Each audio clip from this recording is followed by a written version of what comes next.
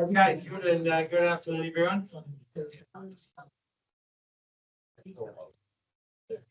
Yeah, we're not on.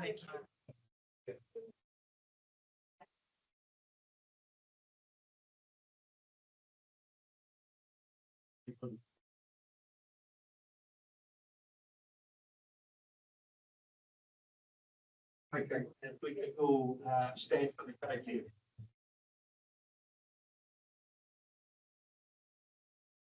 Tuia ki te Māori, o te whenua. Tuia ki te mana.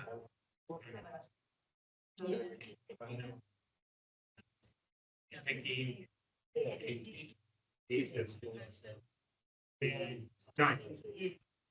Thank you very much. Councillors, Deputy Mayor, members of the public. Chris.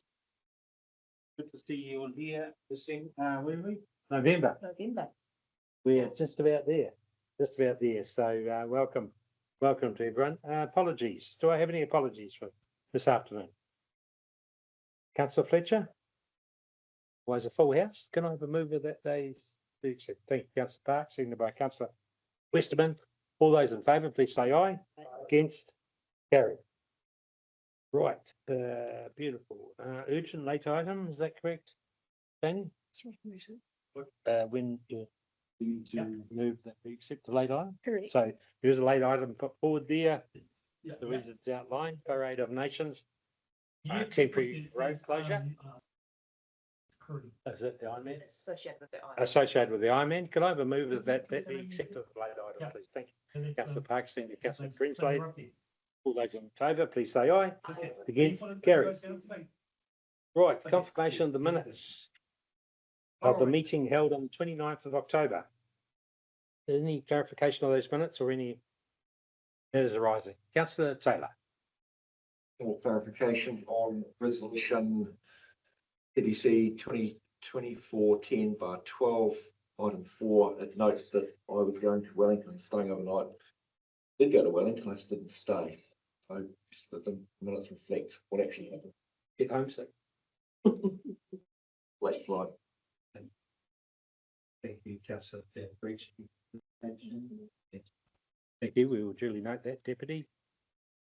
Any other points of clarification? Can I have a move of those minutes, please? Thank you, Councillor Lachlan, seconded by Councillor Shepherd.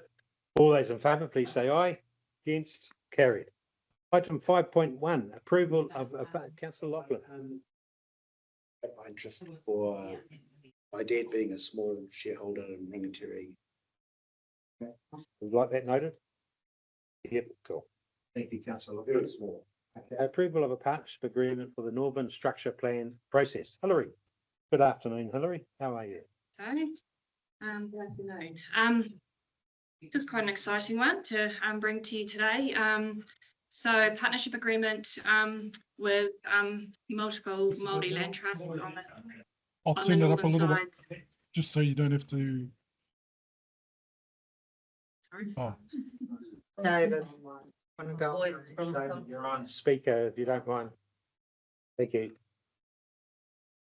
So these most of these areas of land have been identified as future growth areas since the 2006 Future Development Strategy, or TD 2050 as it was known back then.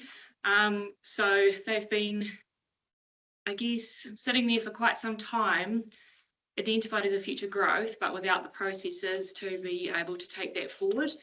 And so this is what this partnership agreement is about today, is council working with those trusts in order to develop a structure plan, and then that would be followed by a plan change at a later date. So I'm just happy to take the report as read, but obviously any questions if there are any. Thanks, Hilary. Yeah, good news. Right, questions of Hilary. Councillor Campbell. Yeah, just a question. I mean, I've never come across such an arrangement with a landowner going in partnership with the council and the council putting in money. I mean, why is this different from, say, a large landowner who just has to go through the Resource Management Act and deal with council in the normal way? We do have one precedent where we worked with landowners to develop a structure plan. That was the Mapra Valley, so it has happened before. Secondly, this land has been, like I said, identified in the growth strategy since 2006, and we made a specific council adopted policy in 2018 when we reviewed TD 2050, which said that we would work with landowners of that land to ensure an easier process because it is multiply owned Māori land. It is more complicated than freehold land. And quite frankly, because it is part of our land supply for our FDS, and if we don't have that, then we get into a tighter situation in terms of our residential land supply in the future. Any other questions of Hillary? Follow up? Yeah, I mean, again, I'm just interested. Councils always have to work with landowners doing development. That's what councils do, but why would we be engaged in something like this? I just haven't. You said there's a precedent around here of, I mean, I've never come across this sort of arrangement myself. Just quite unusual. It's very unusual, isn't it? Well, not only that, but we're expected. I mean, there's always an expectation that council staff time has to go into it because you're responding to developers' wishes to develop stuff. But actually contributing money and going in partnership is another thing altogether. Councillor Taylor? That was the same question asked the second time. The first one was given a particularly detailed and cogent response. I don't see the point in having the question tabled a second time just to have Hillary or anyone else repeat themselves.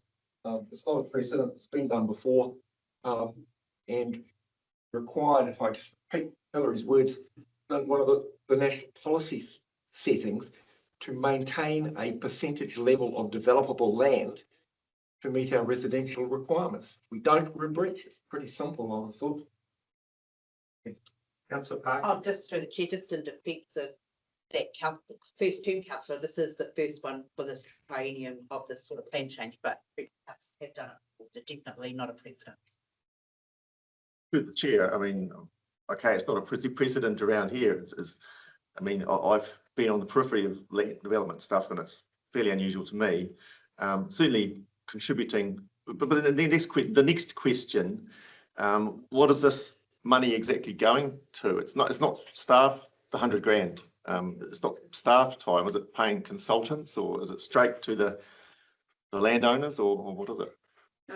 So I'll just clarify two things. So firstly, the decision is not around the money today. That money's already been allocated through the long-term plan.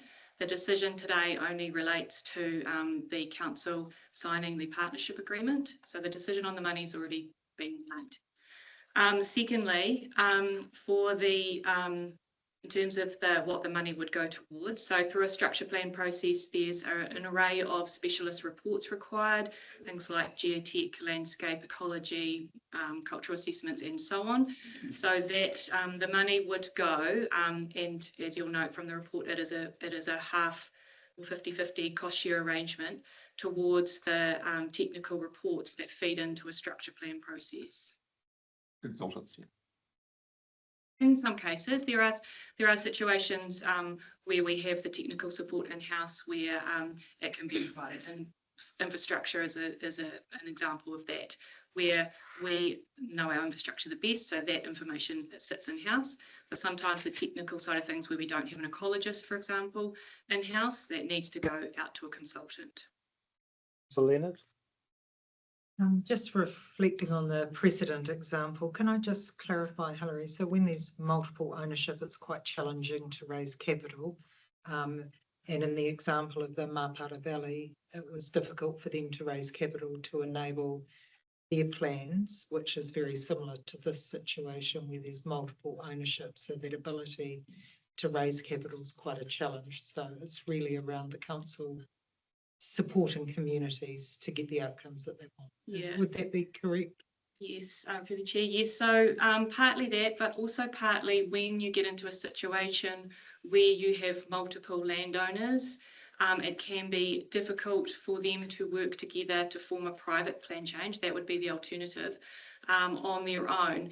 The other example where we step in and do structure planning, we have done in the past, is in our urban areas. It's the same type of sort of example in that you've got multiple landowners through that. So expecting them to be able to create something on their own would be particularly complex. And so that's where council is having that expertise, having done it before, having a lot of that knowledge in-house, can help through that process, and with the backup of consultants contributing as well. Councillor Westerman. It clearly just defines residential development. There's no commercial or industrial included in any of that plans. No, there. I'm not sure where it does say residential, but so the structure plan will determine what type of development there will be. So there may well be some commercial development within the bounds of what our FDS and so on sets out, but that will be determined through that structure plan process. Thank you. Councillor Campbell. So if this was a single landowner or a half dozen landowners, Shania Twain or whoever, that they wouldn't get the same offer from us. It would just be all on them. It's because of the shared land. It is because of the shared land ownership in there, and they can't get the capital to start things off. Yeah, and I can add too, but this is such a strategic piece of land in terms of Taupō District's growth requirements that we need it. And so we need to be able to work with these landowners to help them through this process. So yes, correct, in terms of the multiple ownership makes it complicated, but also because it's really important in terms of our growth requirements. Hillary, I applaud you for getting all these entities together. We know the complexities of this land out here, and we've talked about it. We talk about it every week in here. So well done. It's a great first step, I believe. Councillor Shepherd. And I guess I'm just trying to clarify in my mind, this is because because it's quite strategic land for us, we need to ensure certain outcomes as well, which is why we need to enter into this sort of partnership arrangement, because we have some, I guess, minimum requirements that we sort of have to tick off as well. But that makes this a partnership feel much better way forward than trying to deal with lots of individual owners. Correct. Yeah. And the other thing I probably should have touched on, we've also got some significant infrastructure constraints at that site of the bridge, wastewater and traffic. So a structure plan is the best way to actually work through those infrastructure constraints and make decisions on the best way forward to manage those. Okay. Councillor Williamson. I think obviously fostering relationships with these trusts has got to be a win-win situation. Moving forward, unlocking land, it's only going to be win-win in terms of increasing a rateable base and things like that sort of revenue. So also ongoing relationships as well. Thank you for the work you do. Councillor Park. Thank you, Your Worship. Being the proud Taupō District Councillor that I am, and being all for future-proofing and making really good progress and building relationships, I happily move the recommendation as given to council around the Northern Structure Plan Partnership Agreement. Councillor Campbell, have you got a different question? Yep. Moved it needs seconded. I've got a couple of questions really. I'm just wondering about the access to capital. I mean, developers need capital to do the development. I mean, if they don't have access to capital now, how are they going to get access to capital to do the development? Well, what's the, how does that work? Read it. Are you able to answer that question? I'm not 100% aware of the financial arrangements of the trust, but my understanding is that multiply owned multi-land is more difficult under the banking system to receive loans. Some of the land operates as a farm at the moment, so there is assuming some capital there, but they will not have the same ability to access capital as other private landowners would. No, I'm just interested that, I mean, this is the outset of doing something, and if they need cash injections now, I'm not sure how that means that they won't need it later. They got land. Councillor Taylor? Questions are relevant. If we're going to It's not start relevant. down this track, we're going to be means testing everybody that comes through the door. That's not a relevant consideration in a structure plan. And the financial arrangements of whatever trust or whatever landowner, respectfully, is none of our business and should not be a consideration in this. Well, through the chair, I mean, if we had, and I wasn't aware through the long-term plan that we had already committed the money to go into this, actually. Maybe I missed that line item, but, Read it. I mean, given that we are putting ratepayer money into this investment, I mean, it's investment, isn't it? We're investing in it and expecting a return. I mean, that's what this is being seen as. We're investing money to do the structure plan so that the return will be development on that side.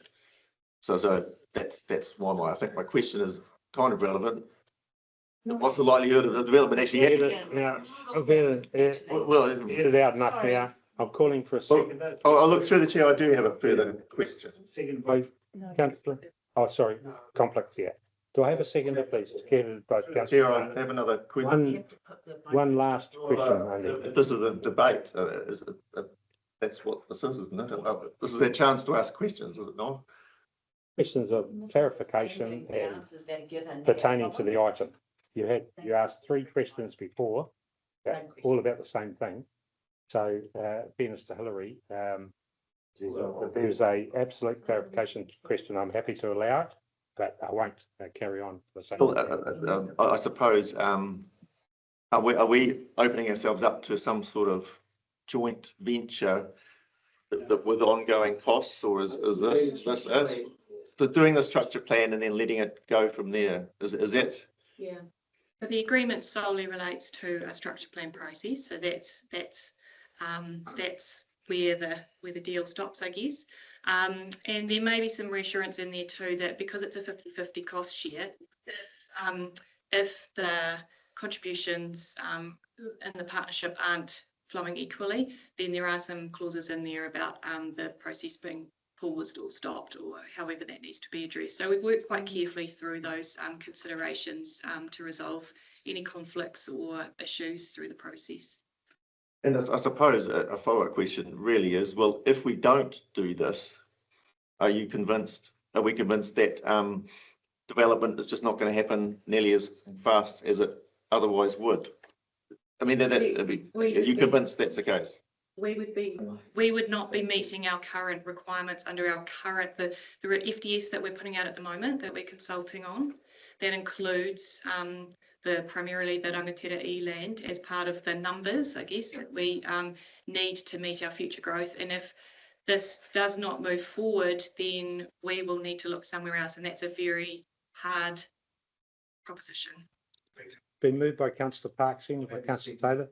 Yeah, thank you, Councillor Taylor. All those in favour, please say aye. Aye. Against? Carried. Right, item 5.2. Well, I'm sorry for wasting your time.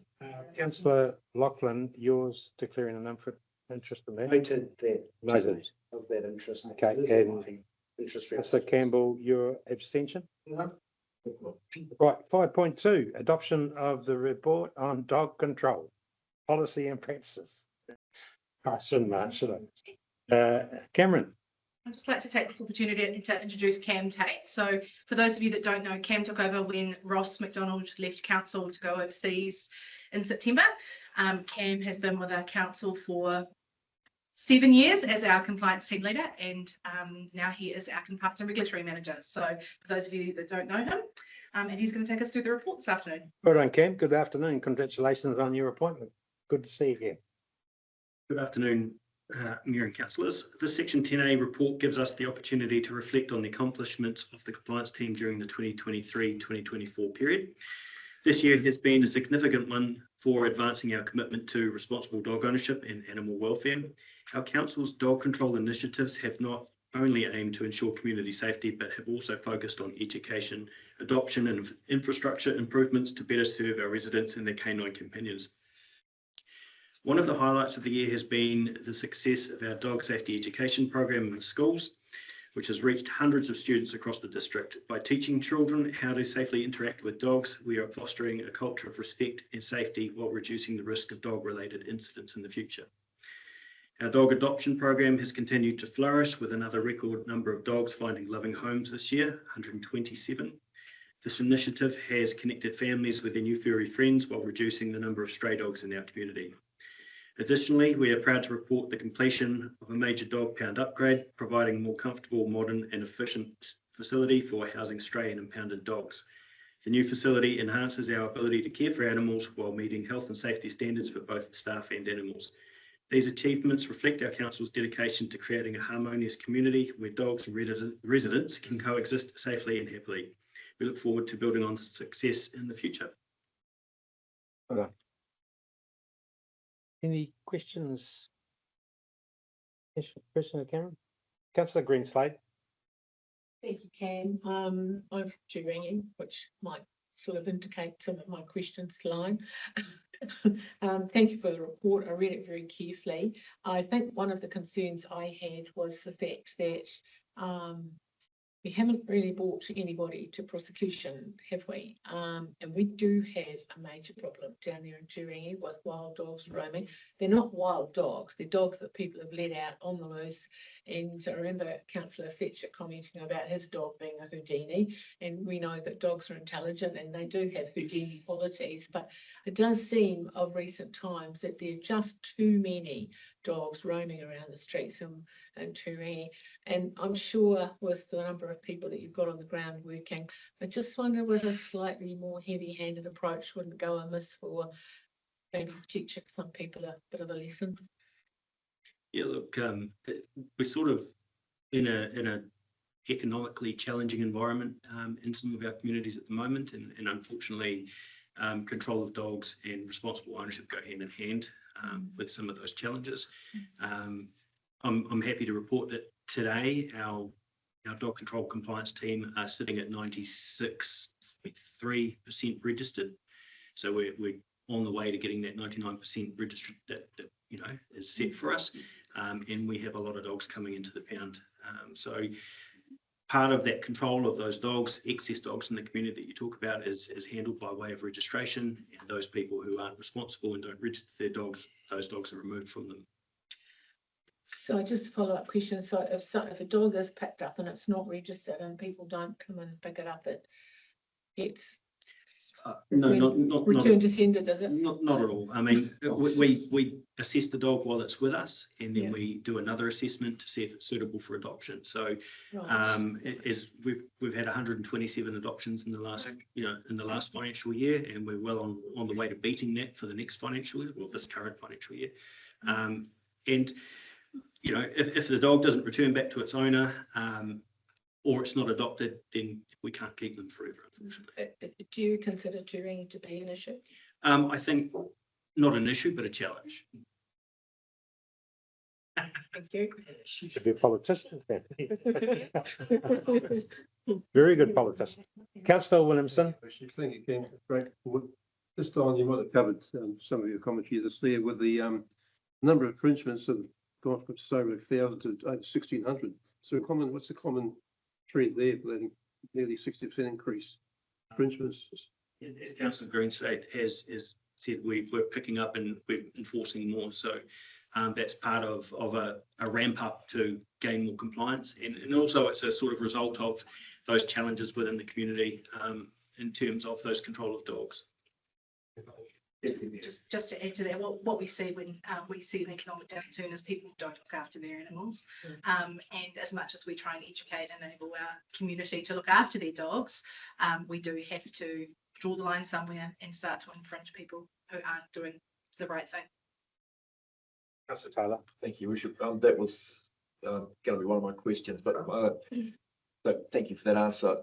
Just a comment in terms of the work you've done. I know the classifications for menacing and dangerous are quite significant, but I would commend the staff on the work you're doing and the approach you're taking, because I note the complete absence of dog control committee meetings Yes. for the last Yeah. forever.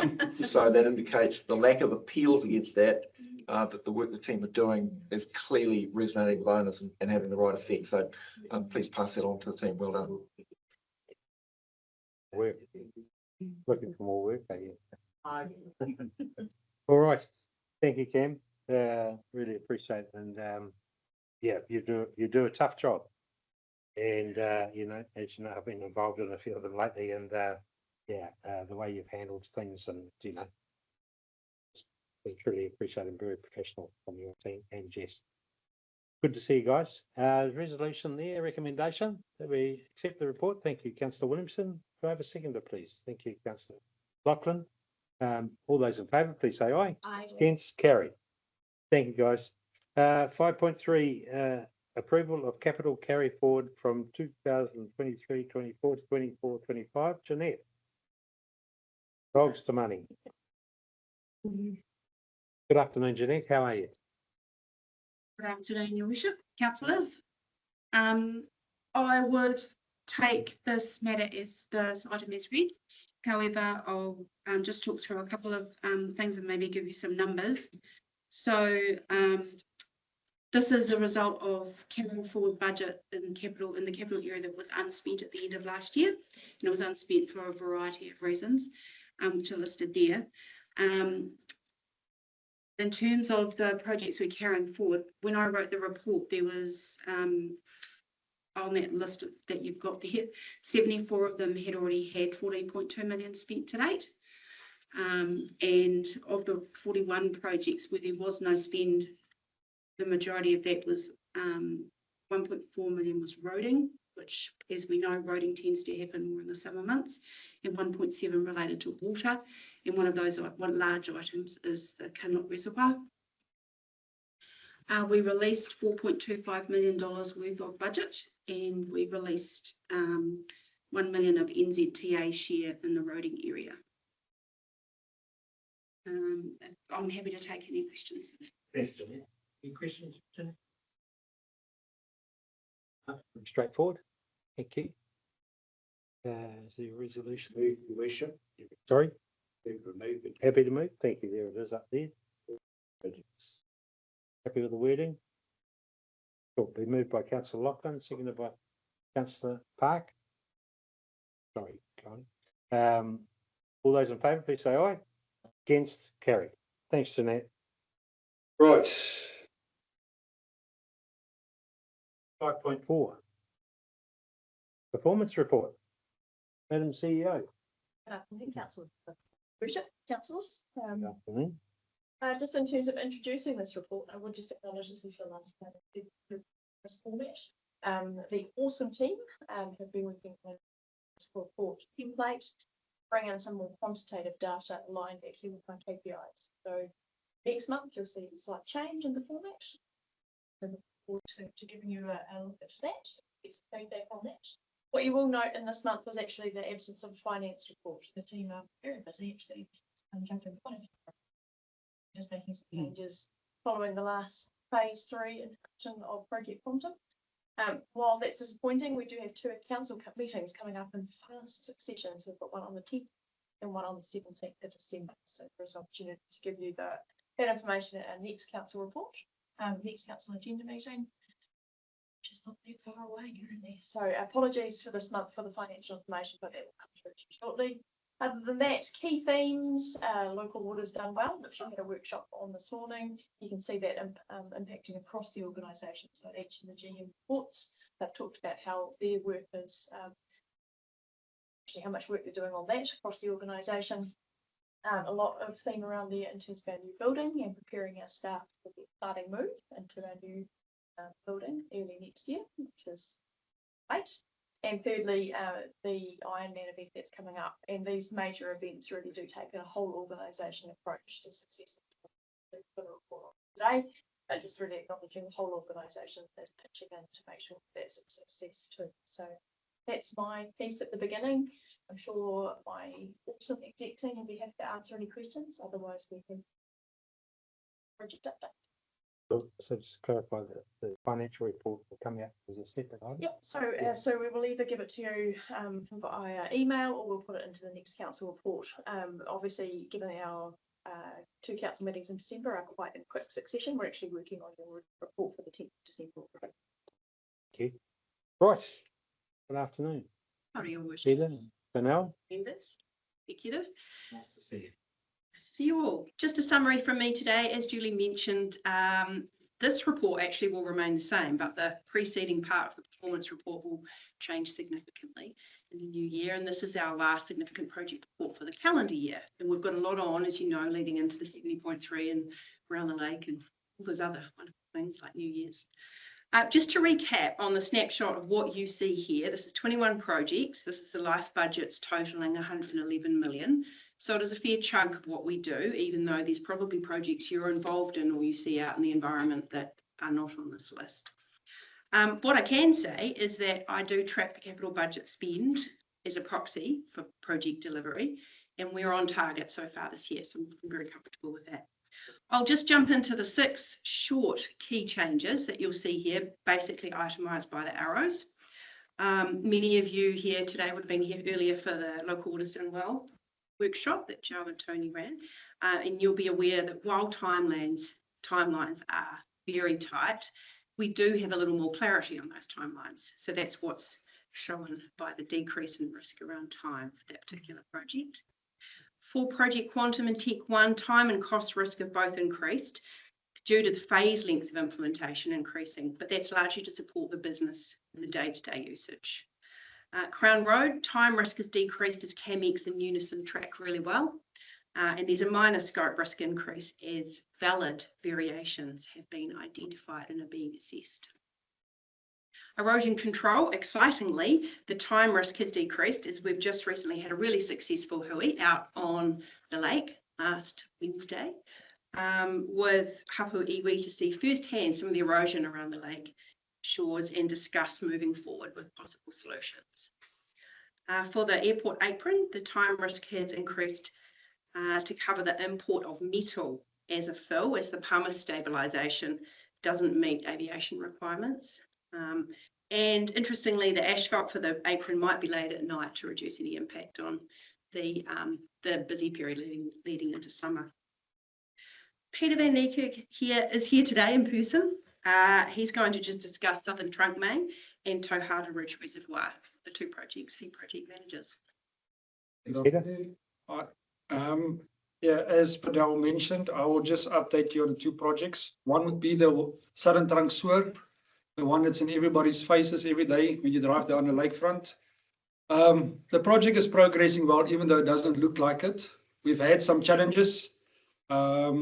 There's a couple of items that's been shifted into the new year due to issues and challenges with dewatering currently. The contractor is doing everything they can to get the water out so we can do the welding of the pipes, so we can get the sections of pipes finished on Lake Terrace. But we've been working with the events team and everybody else, and we've got a timeline of when we need to have some certain areas completed and tidied up for Ironman, as well as with the cycle challenge. So we are working to get all of that sorted before the cycle challenge happens as well. There will be some areas that we won't have done for cycle challenge, but that we are going to have a walkthrough tomorrow and we'll resolve all of that. Other than that, the project date has shifted till February due to unforeseen conditions on underground and services and a couple of other issues we've had. But like I said, the contractor is doing everything they can to get the project done as quickly as possible. The other one would be Tauhara Ridge. The pipeline installation is about 95% complete. They're doing the last pipe installation on New State Highway 1. Then from there on, it's only the reservoir. That contract has been awarded to Concrete Structures, and they're currently busy with the design. It's a design build, and we are awaiting their updated schedule. But as far as I understand, they should start kicking off March next year with the project, with the build of the reservoir in the ER area. But yeah, that's the two updates I've got on the project. If any questions or anything. Thanks, Peter. Councillor Greenslade. You said the project's not going to finish till February. Are they going to be working through January? They are back the 7th of January and we'll kickstart the work on Lake Terrace the 13th of January. Yes. Councillor Campbell. I'll try this one again, just since I had a call about it yesterday about it, the traffic management. I mean, yeah, sometimes there's stuff happening behind those cones and sometimes there's not. Just on the cost of it all, are we paying for those cones to be there, whether they're there today, tomorrow, or gone for a week, or? That's as the contract and the contractor has priced for it. So if the cones are there, there are areas that they're trying to clear so we can get some of the cones away. So they started with it yesterday already to make the areas smaller. Yes, there is still a fair bit of cones out on the road. Yeah. But that will be, hopefully by next week, we should have most of the cones away. But it sounds, from the sounds of what we just said, we're not actually paying any more for all those cones being out there, but they just, some of them could be brought in, but we're not paying for them. Yeah, never paying for them. Nothing's being paid extra. Thank you, Peter. Good. Any other questions, Pete? So just to clarify, Lake Terrace, like the underground water thing, still coming out. Yes, that will be closed up and sealed. We've got a deadline date of the 6th of December. Yeah. Yes. So those two big blue machines over there now, are they different? They're new, aren't they? Yes, they're new. Yeah. So just to cope with the underground water. And in the new year, we'll have 2 of those areas as well. That's just shifted to other 2 welding spots that we have to do. But for the 6th of December, we'll have everything cleared up on Lake Terrace. Thank you very much. I know it's a major undertaking for you guys, so it's really appreciated. Very good. Any other questions, Peter or Pinel? No? Great. Thank you, guys. Thank you. Thank you. Thank you very much. No, any further questions? Any further questions of the CEO? No? Okay, the resolution there, a recommendation. Thank you, Councillor Shepherd, seconded by Councillor Bennett. No? Seconded, please, Councillor Truman. Thank you. All those in favour, please say aye. Those against, carried. Right. Where are we going to from here? Oh, Shane. Okay, item 5.5, adoption of the meeting schedule for 2025. I believe that we're looking at that already. Thank you, Your Worship. Good afternoon, Your Worship, councillors. So yes, we've prepared a meeting schedule for council and committee meetings for next year up until the local government elections in October. You'll note that some of the representative group committee meetings will be held at different venues and some in the evenings during the summertime. And just note that as we need to vacate this council chamber next month, meetings in the early part of next year may be held at other venues around the central business district of Taupō until we take up occupancy of the new Te Whare building. And we'll just be careful to make that really clear on your agendas and advertising on our website and so on. So just any questions? Any questions about the dates or times? Councillor Park. Yes, thank you, Your Worship. Just to clarify, there are some meetings set down for September. When does the decision-making part of this triennium finish? Okay, so business as usual can continue, but it's generally accepted there's a bit of a stand down period. By convention, you wouldn't be making any major decisions in the 3 months leading up to the elections. 3 months. Thank you. Thank you. Very good. No other questions of Shani? No? So I have a mover, please. Thank you, Councillor Rankin, seconded by Councillor Leonard. All those in favour, please say aye. It's against, carried. Item 5.6. Shani again. Thank you. Just one change to note, being the venue for the public forum and council meeting on the 17th of December, that would now be held at the Great Lakes Centre. But apart from that, everything is correct as it appears on your agenda. Thank you very much, Shani. No questions regarding that? Are the IT systems all in place for Great Lakes? Alexander? Well, yeah, I'll Sure. say yes. Don't know those details yet, but we'll do our best. That's the roundabout one, isn't it? No. Oh, that one's Two right. items on your 17th of December meeting. One is the adoption of the annual report at this stage, and then the second one is related to the Multi-Te Reserve Management Plan review. Given the interest expressed, we want to make sure there's a venue that can accommodate people, so we're looking to move to the GLC. Okay, thank you. I'll move it, please. Thank you, Councillor Park, seconded by Councillor Taylor. That we received the information, engagements in December. All those in favour, please say aye. Against, carried. Right, 5.7. Parade of Nations. Temporary road closure. Afternoon, team, how are you? Good afternoon, Your Worship, Councillors. Thank you for having us. And obviously thank you for allowing this last minute agenda item. The events team, on behalf of Ironman event organisers, would like to request to Council to make a decision under the Local Government Act 1974, Section 324, Schedule 10, Clause 11E. Temporary close the roads. What's that? Say it again. Sorry, too fast. I'm dreaming that line. To temporarily close the roads in and around Taupō Haruru for the purpose of holding the Parade of Nations as part of the upcoming VinFast Ironman 7.3 World Champs event in December. By no way did we want to be standing here again today requesting a short notice road closure. However, the parade was originally planned for many months to be held in the Taupo Amphitheatre, which would allow the athletes to walk around the base, parading the flags of the countries, etc. However, as the planning's moved on with the number of athletes we've got to showcase Taupo and the spectators we will have, we feel that the amphitheatre won't give us the traction that we would like, and we would like to move down along with the Ironman organised to the Taupō Haruru area.